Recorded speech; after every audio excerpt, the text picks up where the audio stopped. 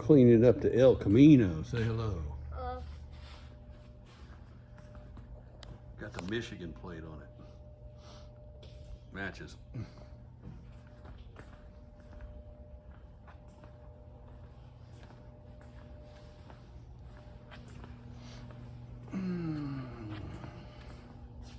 New old stock.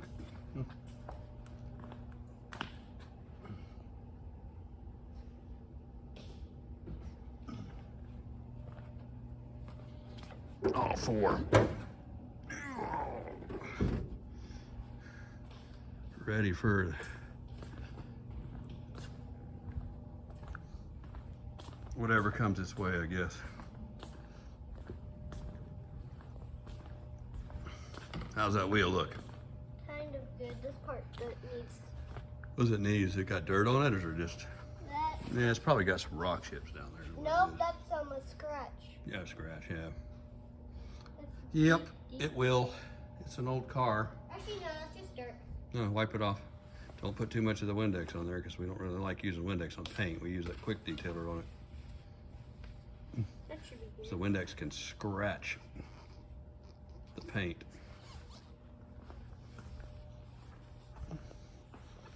All right. Okay, now this is a dent. Yep. I can't get that one off. No, that one's just. I think mostly all the rubber is peeling off the tire. Mm-hmm. Dad, it's holding on to the car. That's why it's everywhere in the car. ZZ502.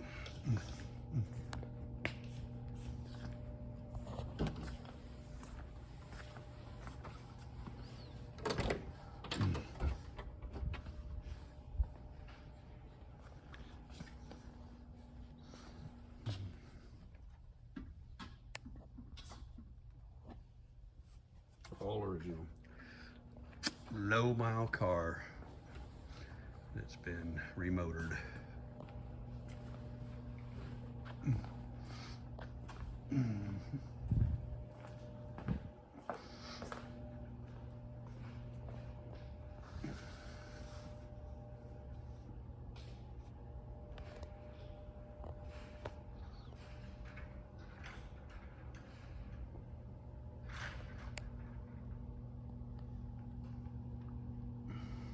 This car just has a great stance to it with the 15x8 rally wheels and the 255/60s on it. Big sway bars and all the stuff this car is set up.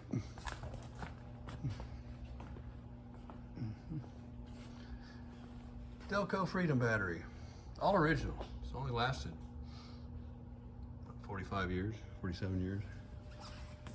Not. It's a topper.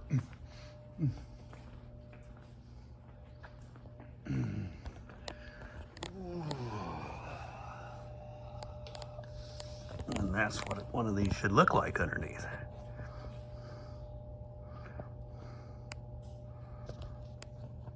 The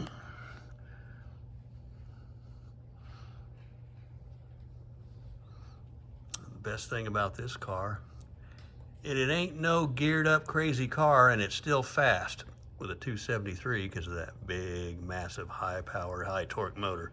So this car will go 150 miles an hour, and it has.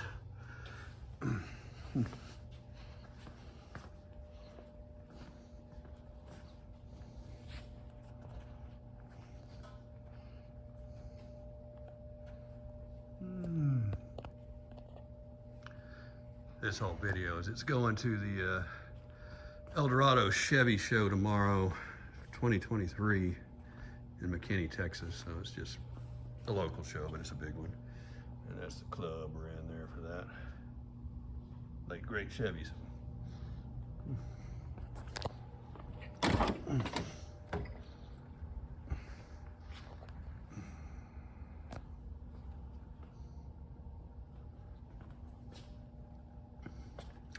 One of the things that, yeah, this car is, optioned out like crazy. Power windows, power door locks, power seat.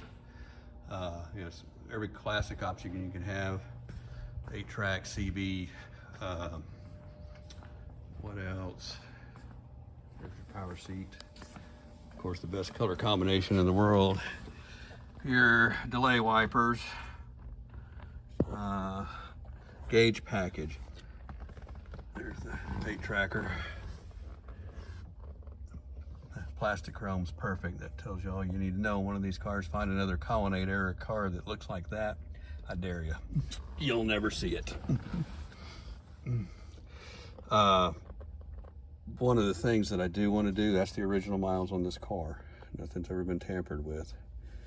And this, you could get a factory tag. They were more prevalent in the Chevelle Monte Carlos and El Caminos of 73, 74. 75, 6, and 7 kind of went to this gauge here, but you can change that out. So when I find a tack that is in the condition of this car, if that even exists, it'll go in here. But you can see the wheel.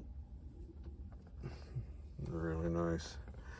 And of course it's tilt, it's cruise, and all the cruise is back to factory with a 502 running it. And so that's all there. So the glory to this car is everything you see under here is an original big block item, other than the block itself, which is a 502. So it's done to that standard with factory pulleys, brackets. That's the original, compressor to this car. Still working perfect. And under the guise of an original 454 car, but it's a 502 there. So, and this is a radiator that was built. This is a DeWitt's, which is, they make a really nice original type aluminum radiator for these cars. And of course the clutch fan. We have no electric fan, which if you want to keep a car cool, that's the best way to go. Electric fan's great for a booster, but not that. That's the big 1-ton fan on that. And what else are we doing here? Holly, that's what the ZZ502 is, which I think is a 980 CFM carburetor.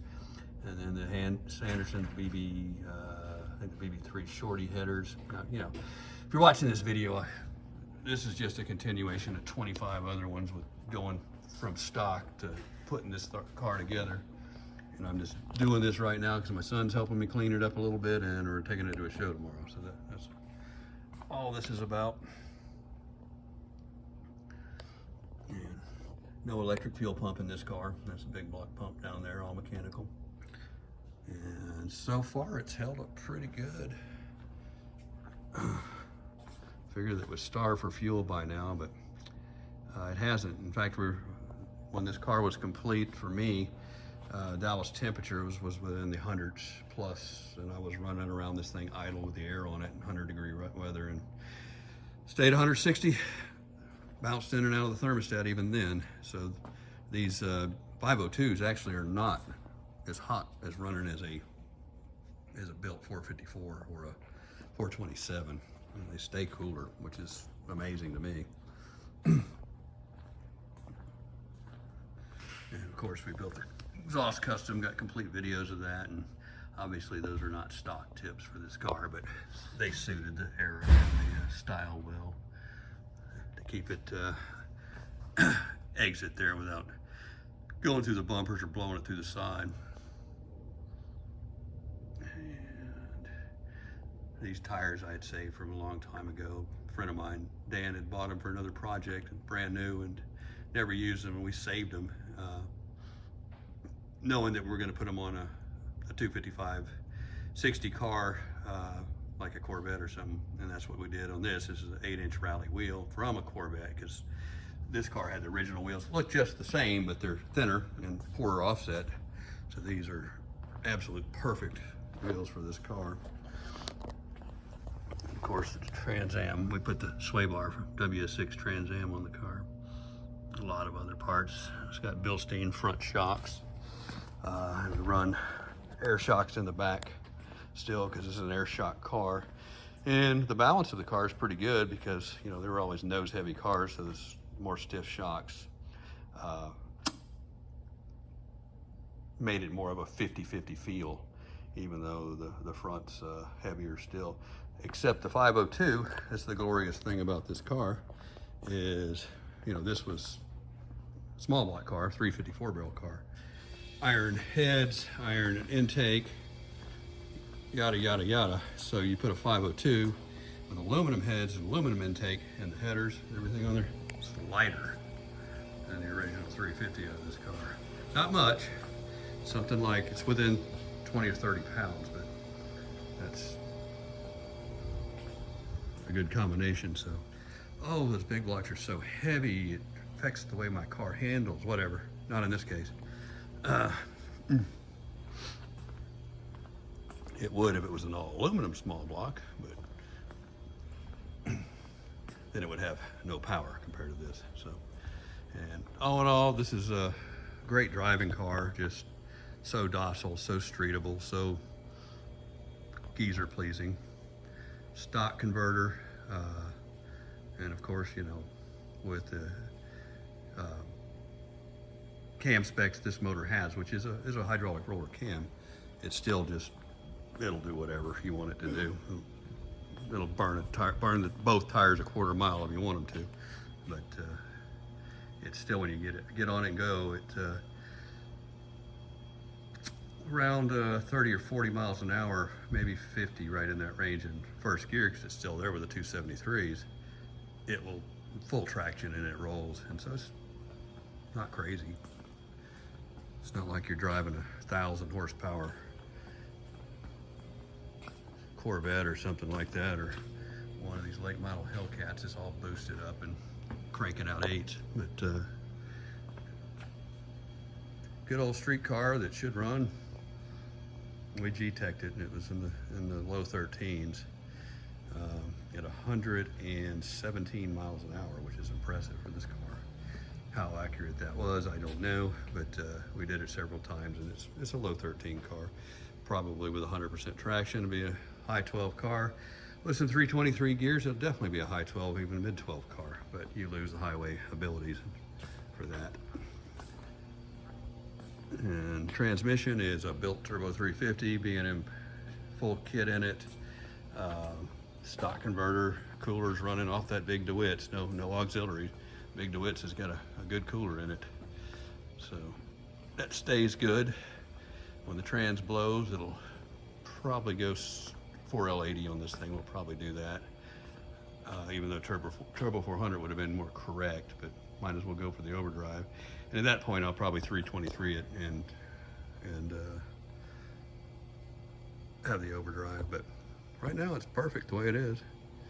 And even if the transmission blows up, maybe smart enough to keep the same one in there, just build a little bit better one with some of the bigger parts in it. But no stall, no drag, no heat, no stems, no seeds. That's how you build a street car that runs good and it's not stupid. Grandpa could drive it all day long to church, and so could Grandma.